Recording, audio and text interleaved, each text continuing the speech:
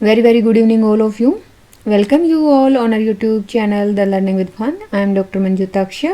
इस वीडियो में हम कंटिन्यू करेंगे class 9th NCERT science book chapter 6. Topic of the video is plant tissues. अगर जो प्लांट टिश्यूज के बारे में हम बात कर रहे हैं तो हमने देखा था कि जो प्लांट्स में ग्रोथ है, the growth in the plant is limited to certain regions. तो ऐसा क्यों होता है, जबकि एनिमल्स में तो ऐसा नहीं होता. तो ऐसा इसलिए होता है क्योंकि प्लांट के अंदर कुछ टिश्यूज रहते हैं और ये जो टिश्यूज हैं ये through out their life divide होते रहते हैं. अब इन टिश्यूज का सर्टेन रीजन में लोकेशन होता है. ये जो टिश्यूज हैं, जो डिवाइडिंग टिश्यूज हैं, they are localised in certain regions in the plants.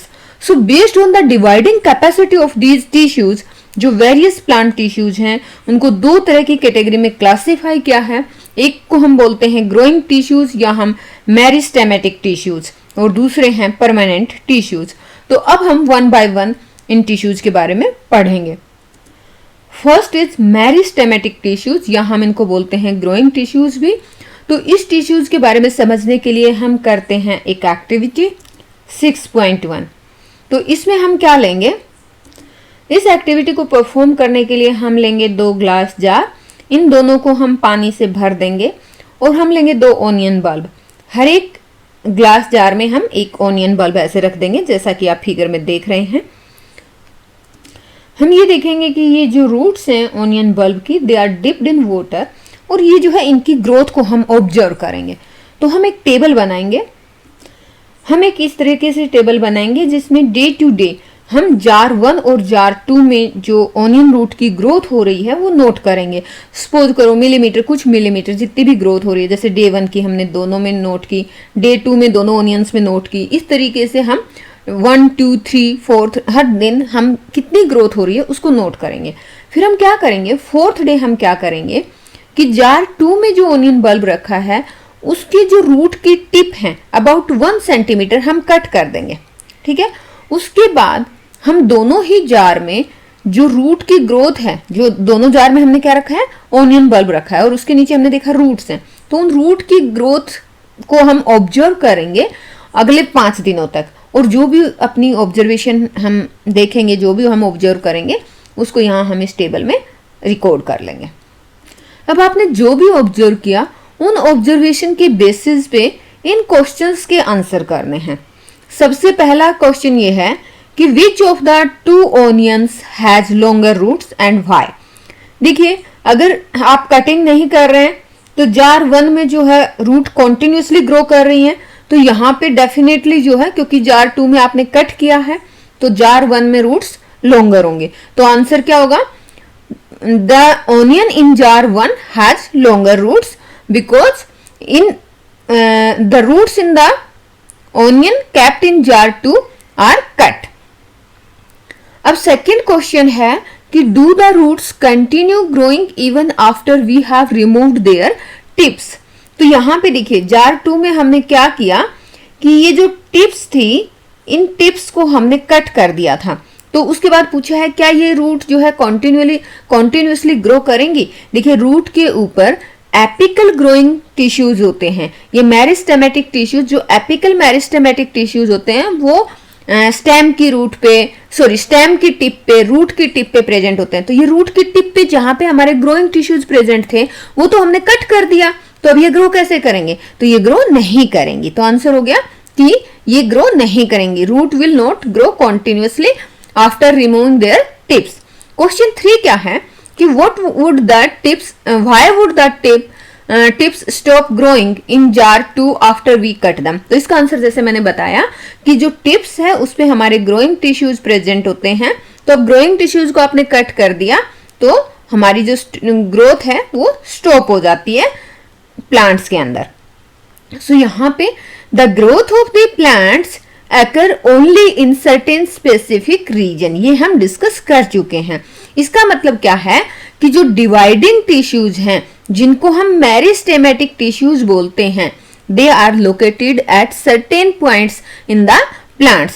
So depending on the region where they are present, तो हमने जो मेरिस्टेमेटिक टिश्यूज हैं उनको क्लासिफाई किया है एपिकल, लेटरल, और इंटरकैलरी। इनको हम दिखाते हैं आपको फिगर 6.2 में। ये फिगर है, यहाँ पे हम देखेंगे ये जो टिप पे आप देख रहे हैं, स्टेम की टिप पे ये है एपिकल मेरिस्टम। सिमिलरली जो रूट की टिप है वहां पे भी ये प्रेजेंट होते हैं। ये जो प्लांट की विड्थ जो बढ़ती है, जैसे स्टेम आप देखते हैं उसकी चौड़ाई बढ़ती है, सिमिलरली ब्रांचेज की चौड़ाई बढ़ती है, तो वो किसकी वजह से होती है? लेटरल मेरिस्टेम जो टिश्यूज है उनकी वजह से होती है। इसके अलावा हमारे जैसे स्टेम के बीच में आप कई बार देखोगे ना, जैसे आपको जोड़ सा दिखेगा, नोड्स दिखेंगे। स्पेशली अगर आपने कभी गन्ना देखा हो तो गन्ने में जैसे ये गन्ना है तो इसके बीच बीच में ऐसे नोड्स प्रेजेंट होते हैं। तो ये जो नोड्स पे जो टिश्यूज हैं, जहां पे हम कहते हैं कि ये डिवाइडिंग टिश्यूज हैं, इनमें इनका नाम होता है इंटरकैलरी मेरिस्टेम। सो यहाँ हमने क्या देखा कि जो हमारे मेरिस्टेमेटिक टिश्यूज हैं they are further classified as apical, lateral and intercalary.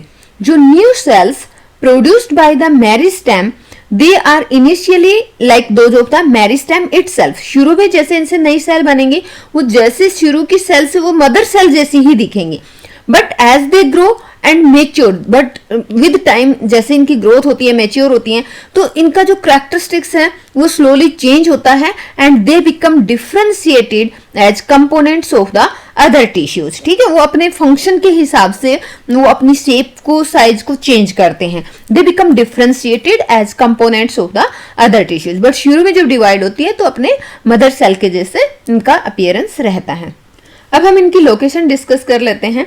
जैसा कि हमने बताया कि जो एपिकल मेरिस्टेम है they are present at the growing tips of the stems and root and increase the length of the stem and root. अब जो अगर सेकंड हमारा आता है लेटरल मेरिस्टेम, ये हमने जैसे बताया ना कि जो विड्थ बढ़ती है, चौड़ाई जो बढ़ेगी, है ना, तो the girth of the stem और root increases due to lateral meristem, जिसको कैम्बियम भी बोलते हैं। और थर्ड वन हमारा intercalary. Intercalary meristem seen in some plants they are located near the node. जैसा कि मैंने एग्जांपल दिया शुगर केन का, गन्ने का, उसमें आप देखेंगे जो बीच बीच में नोड होते हैं ना, जैसे यहाँ पे हम इस स्टेम में देख रहे हैं इस टाइप से कि एक यहाँ पे एक कुछ साइज आया, उसके बाद बीच में नोड आ गया, देन कुछ पोर्शन आप स्ट्रेट देखेंगे, फिर नोड देखेंगे।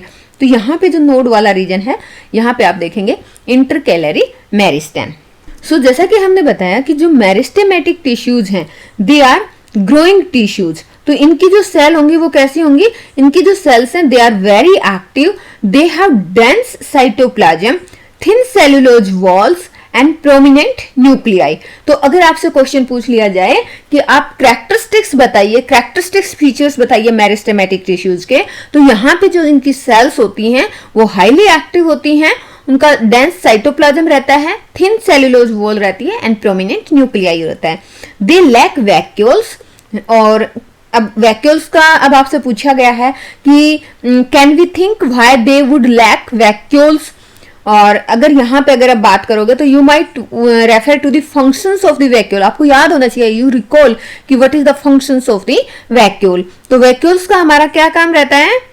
अगर आप रिकॉल करोगे तो आपको समझ में आएगा कि जो वैक्यूल्स हैं they are the storage sacs for the solids और लिक्विड कंटेंट। और प्लांट सेल में तो लार्ज वैक्यूल्स रहते हैं, लेकिन जब हम बात करते हैं मेरिस्टेमेटिक टिश्यूज की तो हमने बताया कि यहाँ पे लैक वैक्यूल्स प्रेजेंट हैं। तो क्यों? क्योंकि यहाँ पे जो सेल्स हैं वो बहुत एक्टिव रहती हैं, इनको बहुत सारे एक्टिविटी परफॉर्म करनी पड़ती हैं, तो यहाँ पे जो साइटोप्लाज्म है वो डेंस रहता है।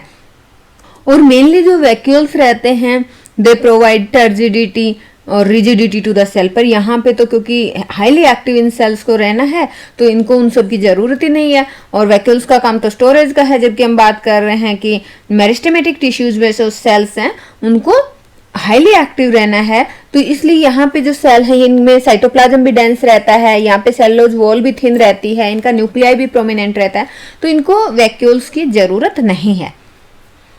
सो यहाँ पे हमारा ग्रोइंग टिश्यूज के बारे में जो टॉपिक है वो यहीं पे ख़त्म होता है। So thanks for watching the video. जय हिंद।